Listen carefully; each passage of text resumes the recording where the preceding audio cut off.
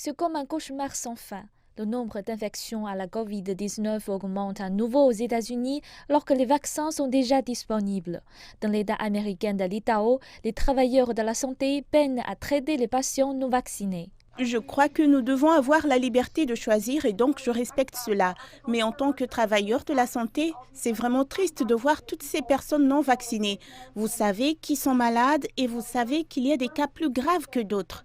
Des douzaines d'États ont vu leur nombre de cas s'élever, tandis que la flambée épidémique continue de faire des ravages. C'est vraiment en hausse, notamment dans les États du Midwest comme le Nebraska, le Colorado, le Nouveau-Mexique, mais aussi dans le nord du Wisconsin et du Minnesota.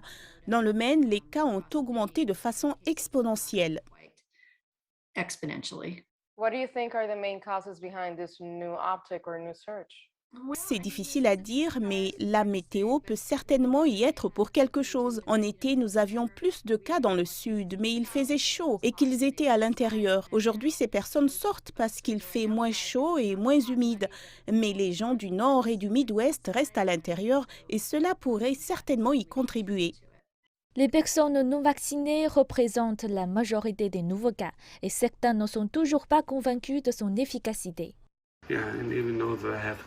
Oui, même si j'ai la COVID, je ne crois pas que le vaccin a fait ses preuves et c'est ma propre conviction. La Floride a été l'épicentre de la pandémie aux États-Unis. Les responsables de la santé s'inquiètent des conséquences des prochaines vacances. Ce que nous voyons ici en Floride du Sud, c'est une hausse causée par les voyages internationaux. Nous verrons tous les passagers entrants, nous voyons un certain nombre de cas qui vont les suivre. On s'attend à une recrudescence après les fêtes. Nous l'avons vu pour toutes les grandes fêtes sur tous nos sites en Floride. Certains prestataires de soins de santé se disent prêts à faire face à la prochaine vague. Parallèlement, les responsables gouvernementaux à travers le pays continuent de promouvoir les rappels du vaccin pour les adultes et encouragent les parents à faire vacciner leurs enfants.